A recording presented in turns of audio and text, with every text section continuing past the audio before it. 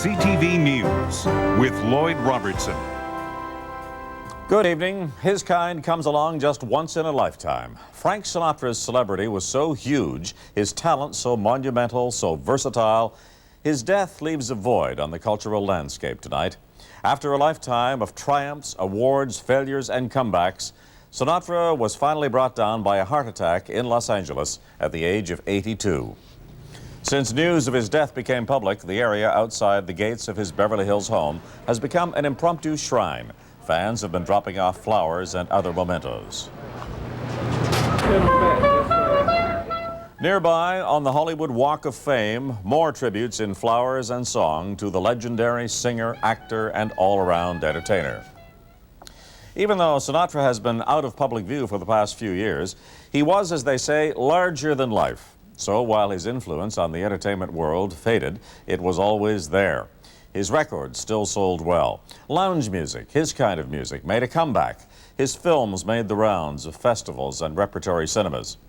Yes, the son of Italian immigrants, born in Hoboken, New Jersey, left quite a legacy. CTV's Alan Fryer has more on Sinatra, his life and his legend. He was the soundtrack for so many lives. I get no kick from champagne. Before the Beatles, before Elvis, there was Old Blue Eyes. Doesn't move me at all. The first teen idol, the first true superstar, Frank Sinatra was American music. And in so many ways, he lived the American dream. What is America to me? A high school dropout from the wrong part of town who fought his way to the top, making his mark on celluloid as well as on vinyl with some of the best musicals ever done. New York, New York, it's a wonderful town. There was an Academy performance as well, From Here to Eternity. I had to get out, Prue. I had to get out. He survived the minefield of show business, survived 3 failed marriages, the 4th was for keeps. He survived the persistent rumors of connections to the mob. I have never in my life, sir, received any illegal monies. I was 17. But through it all, there was the voice. It was a very good year. That legendary voice which captivated and crossed generations.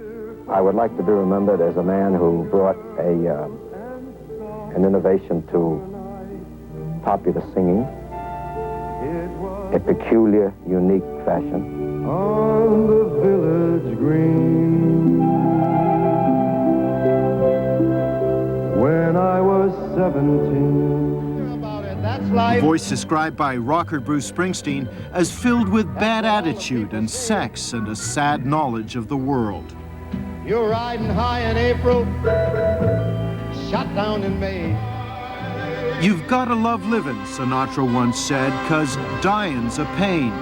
Sinatra did a lot of living. His music has a lot more left to do.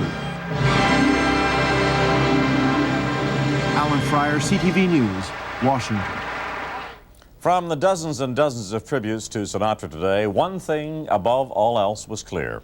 Those who admired him were in awe of his ability to live his life on the only terms that mattered, his own. I think every American would have to smile and say he really did do it his way. I mourn the passing of a great, great entertainer. I don't think of Frank Sinatra having gone, or as he'll be with us forever. I think if Frank Sinatra can be, in comparison with a composer, I would say that Frank Sinatra is the Mozart of the pop music. For me, I mean, Frank Sinatra was, a great, uncompromising artist. He was, he made an incredible contribution to music of the century. It's an unbelievable loss. Frank Sinatra certainly wasn't shy about performing or touring. He was at home here in Canada, where he had thousands of fans, some pretty famous in their own right, and others just trying to be famous. CTV's Rosemary Thompson reports. Come fly with me, come fly, let's fly away. A jazz singer's tribute to Frank Sinatra. Where the air is so rarefied. A 30-year-old keeping the music alive. He made love to an audience. He caressed them, he talked to them. Sometimes he was gentle, soft. He could use his voice that way. Other times he was, a tough guy. And jazz great Oscar Peterson toured with Sinatra. His music will always be with us. That's the way I look at it. The man may be gone, the music never leaves. Love and marriage, love and the marriage. Sinatra packed stadiums from Vancouver to Montreal. Getting the call, would I be interested in doing a show with Frank Sinatra, was a pretty chest-pounding type of opportunity. It was 1975. Concert promoter Donald Tarlton bought a red tuxedo in honor of the sold-out event. He was the man with the swagger. He was the man with the attitude. He was the man who was on top of the perch and no one dared knock him off. He was showered with presents from prime ministers and presidents. It's beautiful. But nothing could match Sinatra's gift of music. I think I'd like to be up in heaven when Sinatra gives that great big concert with all those notables. He's had a fantastic career, and he set a precedent that I don't think we'll see met in this century at all.